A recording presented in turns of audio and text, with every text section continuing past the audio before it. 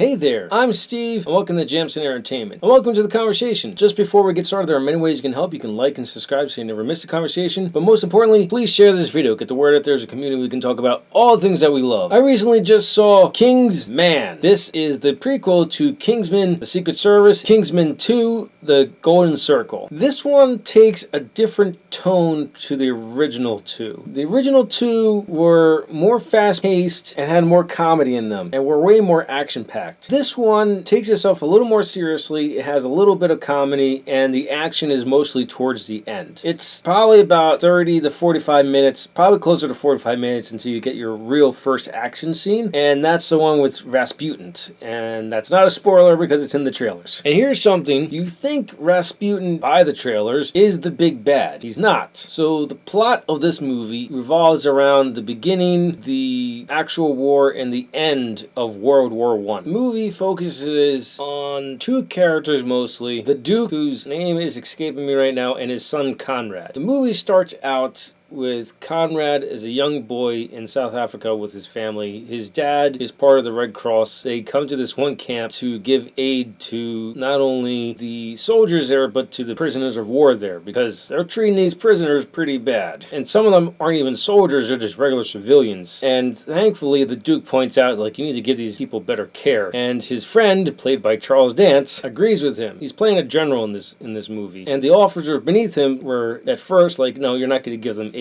But this is a Duke talking with his friend who's a general. You guys are nothing compared to them in the hierarchy of how things ran in England back then. And I don't know if they still do. The camp gets attacked. Conrad loses his mother. The Duke loses his wife. And she makes the Duke promise that their son will never know the horrors of the world, which is a big ask. It's really difficult. And they even show that Conrad wasn't completely sheltered. One of the characters, unfortunately I can't remember his name. I don't want to butcher it anyway, so I'll put up in post, but he is like the chauffeur, but later on you see that he's also kind of like a combat trainer for Conrad. And like, the Duke is supposed to be a pacifist, so how you figure a pacifist wouldn't be in favor of any kind of violence, even if you're training to defend yourself. But I'm not a pacifist, so I wouldn't really know, and I guess it depends on which pacifist you ask. But World War I happens, and Conrad is now 19 years old, and he feels the obligation to serve his country. And the Duke keeps on telling him, is like, it's not bravery or honorable to die for your country. They're both kind of learning a lesson there. That's pretty cool. But what is weird, when I alluded to earlier, Rasputin is not the villain. There is this main villain that's hidden in the shadows, and there's a big reveal at the end. I'm not going to give it away, but he has his own council of people from around the world, and they're all working behind the scenes to, you would think, shape the world in his image, but it's not even that. And that's like the biggest weak point of this movie, the villain. You know his big scheme? Get rid of England.